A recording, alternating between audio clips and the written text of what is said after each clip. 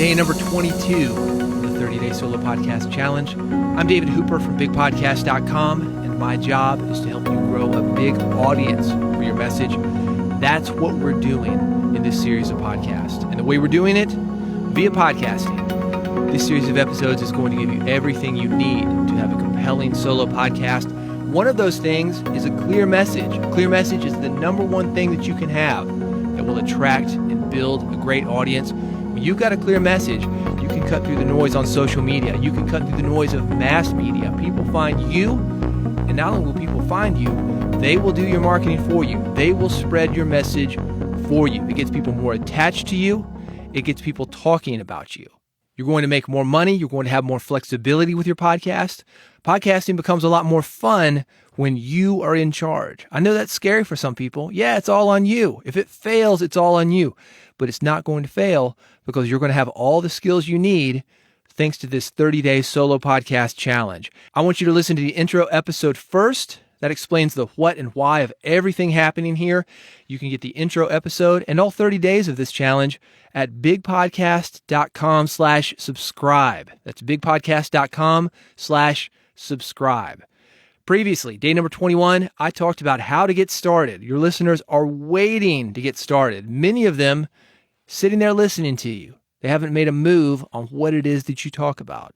They're thinking about it, and they get on Facebook and they talk about it. Maybe they read books about it, but they're not taking action. On day number 21, we talked about breaking that down, getting people to take action by giving them a simple task, the next right thing that they need to do to make something happen. Today, the focus is rejection.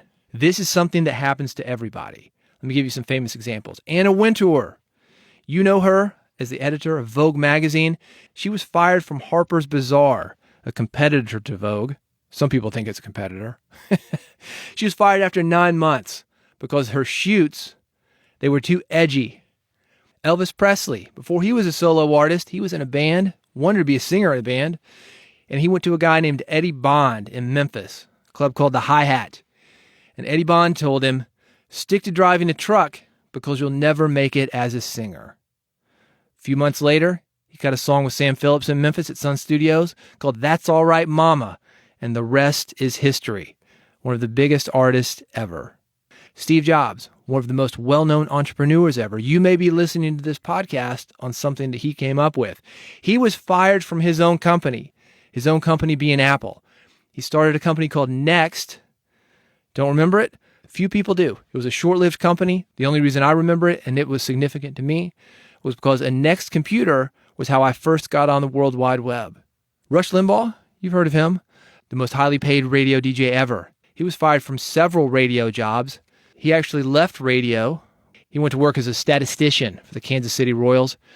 I've got air checks. We talked about those a few days ago. From Rush Limbaugh's early days in the early 70s. I'm going to attach them to the end of this episode. You are not going to believe what he used to sound like. Walt Disney, another Kansas City guy, he was fired from the Kansas City Star in 1919 because his editor said he lacked imagination and had no good ideas. Well, that's what he's known for now. Kind of ironic, isn't it?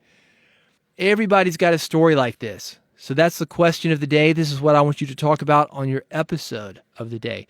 Share a story of being rejected. It can be something personal, like being turned down for a date.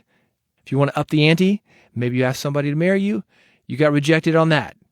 It could be something business-oriented, a job, maybe a book proposal. Here's why it's important. As I mentioned, everybody has one of these stories. And because of that, it's going to help you build rapport with listeners. It's going to share your human side. It's going to show those listeners who are at the very beginning of their journey that you have had those experiences as well, because that is certainly something that you face in the beginning of your journey. Let me give you an example. This is sort of podcasting related. This is about my book, Big Podcast. I worked on this book for a long time. After 4 years, I'd finished the manuscript. I was thinking about the launch. And my thought, because I wanted to get this book out to as many people as possible, was that it would be a good idea to connect with somebody who could do the forward. It would be somebody who was maybe more established than me or in a different market than I was, somebody that could help add legitimacy to this book and help launch me into the podcasting space. I had a few people that I was considering. One of them was perfect. I really wanted this guy, but I didn't have a way to get in touch with him. I went to his manager, nothing. Went to his co-host, because he's got a co-hosted podcast, nothing. Finally, I reached out to his producer, wrote her an email. This is how I was reaching out to everybody. Not only did I get turned down by this producer, she did it in such a way that I ended up being pretty pissed, I'll be honest with you, because it wasn't just a rejection that she sent back. I was mad that the way she worded this rejection, it sounded like she hadn't even reached out to this guy. It sounded like it was her decision, not his decision. She completely squelched the idea. And I was pretty mad about that. I thought she took away from his decision-making process. I wouldn't have been mad if this guy had said no, maybe disappointed. But with her, not only was I disappointed that I was getting rejected, but I was mad about it too. I mean, seriously, I've been rejected a lot over the years. I've got a pretty high tolerance to rejection. Everybody in the entertainment industry has been rejected. And this was one of the coldest emails that I have ever seen. She shot it down. She obviously didn't want any kind of response to it. I think I may have actually sent her a response, though, something like, "Thank you for your consideration." I tend to do that when I'm rejected. And I was rejected a lot for the forward on this book, by the way. A famous comic rejected me, not Mark Maron, by the way. I did reach out to him. He just ignored me. A famous radio host, this guy's from NPR, he ignored me. I could go on. And finally, I put it out without a forward. My thought was that I would get the book out, let it marinate a little bit, pick up some sales, pick up some momentum, and that if I ever want a forward, I can always go back to somebody and add a forward later, put that out in another edition. So maybe that's a lesson, if there is one here. You can always change your approach. Other big lesson, though, or at least something you might be able to relate to, is that even the person with the toughest skin, and not that that's me, but again, I got a pretty tough skin for rejection, is going to have somebody get under that skin sooner or later. So I want you to think about a rejection story. Again, could be personal, could be business oriented. This is your action step. Get your pen, get your paper, outline the episode with 3 things: the beginning, the middle, and the end. The intro, talk about a project you were working on, something that you wanted to do. The meat, what happened?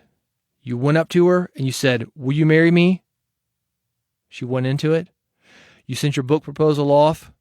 The publisher, the agent, not into it. Talk about what happened. What was that like? You've got the intro leading up to it, and then you've got the rejection itself. Then the wrap up. How did it feel? What happened afterwards? And how were you moving on from it? What happened because of that rejection? Remember, stories are important, and this whole thing could be a story. If it makes sense and it's on topic, you can talk about multiple rejections. As always, keep your outline short and tight. Don't overthink it. I'd say 3 to 5 minutes.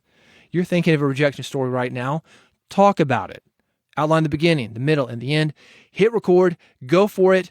Upload it. If you want me to review it, I'm always happy to do that for this and any other episode of the 30-Day Solo Podcast Challenge. Hit me up at bigpodcast.com. That is it for today. And before you outline everything, hit record, make your episode, I want you to do this. Go to bigpodcast.com/subscribe. Subscribe to this podcast. Get all 30 days. I'm guiding you through a system, giving you everything that you need to be a great solo podcaster. While you're there, I've got a free podcast toolkit for you, episode templates, guest applications. If you're doing an interview show, make your guest work for it, man. Make him apply to get on it. Run him through this process. You're going to have a much better experience than simply letting anybody and everybody be on your podcast. I've got a guest release form, music release forms.